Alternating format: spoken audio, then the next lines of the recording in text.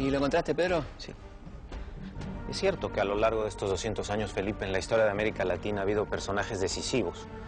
Pero hay una larga discusión de si estos protagonistas nacen o se hacen. Una forma de responder esa pregunta sería analizar qué rol ocuparon estos personajes en la historia de América Latina.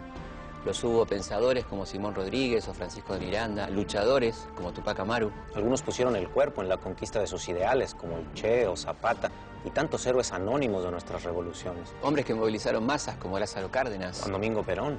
Otros hicieron hazañas imposibles como Bolívar o San Martín.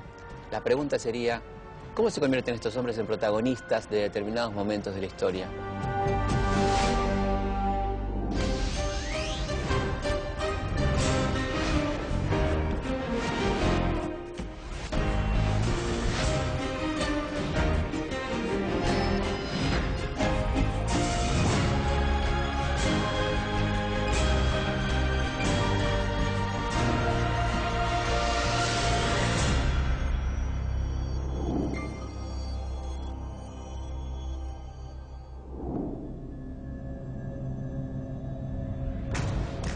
A la pregunta de por qué un hombre se convierte en protagonista de la historia, hay tantas respuestas como líderes. En algunos casos, indagando en sus biografías, tal vez encontremos una persona que los inspiró y en el momento justo les señaló el camino.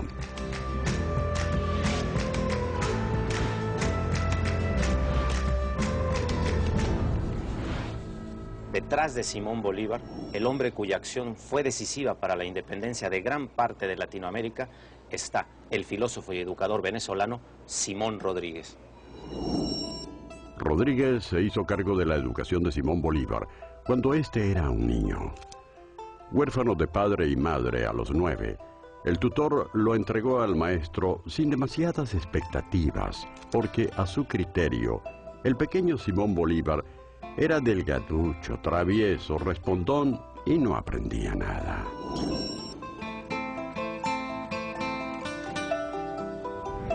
Y entonces Simón Rodríguez va a convertirse casi que en maestro y padre de Simón Bolívar. Él lo va a relacionar con la naturaleza, con la vida, con los valores de la democracia, con los valores de que el hombre es fundamentalmente bueno y es la sociedad la que los pervierte. Simón Rodríguez es un caso único que va a producir un caso único que se llama Simón Bolívar. Cuando Bolívar cumplió 16 años, fue enviado a Madrid a completar sus estudios y a relacionarse con la corte.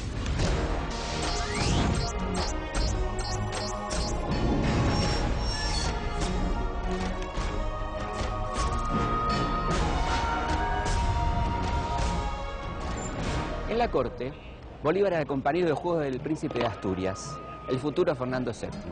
Un día jugando lo golpeó accidentalmente en la cabeza y el príncipe se enojó muchísimo. Años más tarde, Bolívar solía recordar: ¿quién iba a pensar que este incidente era un presagio de que yo le iba a quitar la joya más preciada de su corona? Bueno, me sorprendió enormemente cuando fui a la casa natal del Libertador, de Simón Bolívar, ver la ropa. Y era una ropita que parecía como de mis muñecas. Era como si le hubiera puesto las botas esas a mis muñecas, porque era muy chiquito, Entonces, cuesta, ¿no? Y en el cerebro de una niña más entender que un hombre tan grande en realidad era tan chiquito. Bajo la influencia del maestro Rodríguez, Bolívar tomó la decisión de luchar por la independencia de América Latina, la joya más preciada de España. De regreso en Venezuela, Bolívar luchó durante 14 años y participó en 427 combates, perdiendo su salud y toda su fortuna en la campaña. En la gesta libertadora recorrió a pie, a mula o a caballo cerca de 90.000 kilómetros, el equivalente a 2 vueltas y media al mundo por la línea del Ecuador. Fue en su momento el personaje más conocido en toda América del Sur, por diversas razones, y sobre todo algo que en Latinoamérica se admira siempre mucho, y particularmente en Venezuela en una guerra, que es el coraje físico de un señorito caraqueño, ¿no?, que se ligaba y vivía la misma vida de privaciones y peligros que sus soldados llaneros que ni siquiera se habían puesto un pantalón completo en su vida.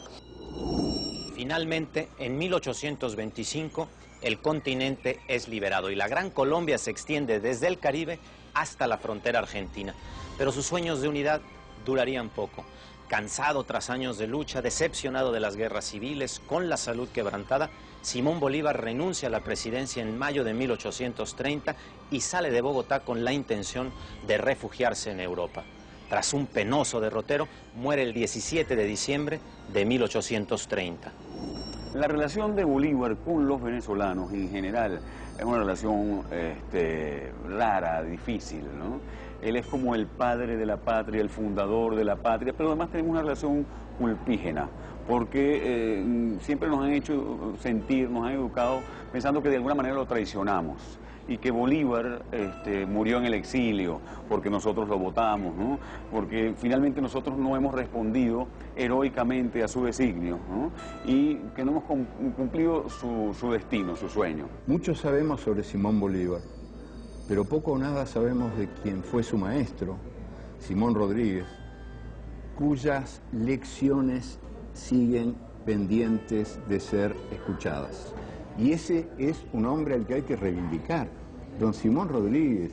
Ese sí que se merece más estatuas que todos los próceres juntos.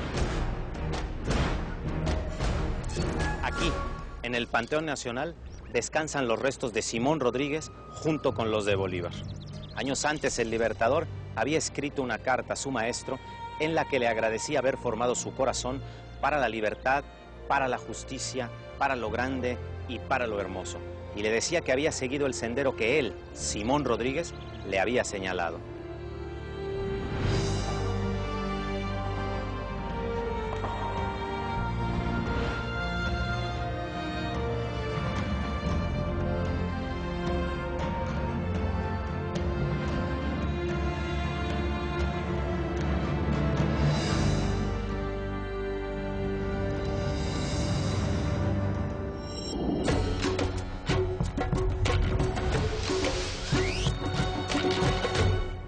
Simón Bolívar lo tuvo a Rodríguez. Lula da Silva, en cambio, nunca tuvo educación formal. Aprendió a leer recién a los 10 años y jamás pasó por la universidad. Si para algunos líderes la educación fue decisiva, para él lo determinante fue su deseo de superarse. Este fue el motor que lo impulsó y lo llevó hasta la presidencia del Brasil. Durante la campaña electoral, los opositores a Lula insistían en que su falta de estudios lo descalificaba para la presidencia de la República. El 27 de octubre de 2002, el día que Lula cumplía 57 años, se consagraba presidente de la República de Brasil. 52,5 millones de personas pensaron que Lula sí estaba capacitado para gobernarlos. Nunca nadie había recibido tantos votos. Se ha transformado en no solo el primer líder de origen popular de Brasil, sino en el líder más popular de la historia del Brasil.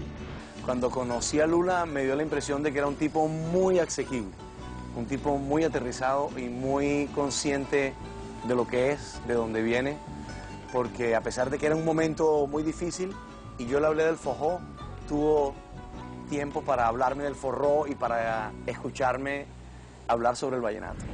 Lula da Silva representa, a mi juicio, la mejor síntesis de política profundamente iberoamericana y de ideal socialista y democrático. Pero además está presente la modernidad política, el respeto a la democracia y algo extraordinariamente importante, el arrojo económico, la idea de que Brasil puede tener un papel predominante en el concierto de las naciones. Esa es una actitud no frecuente en América Latina, donde todavía padecemos terribles complejos de inferioridad.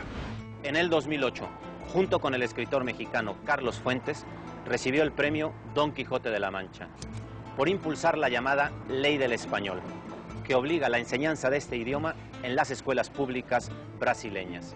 Educación, hambre cero, salud, como si con su gestión intentara reparar su propia historia de marginación y pobreza.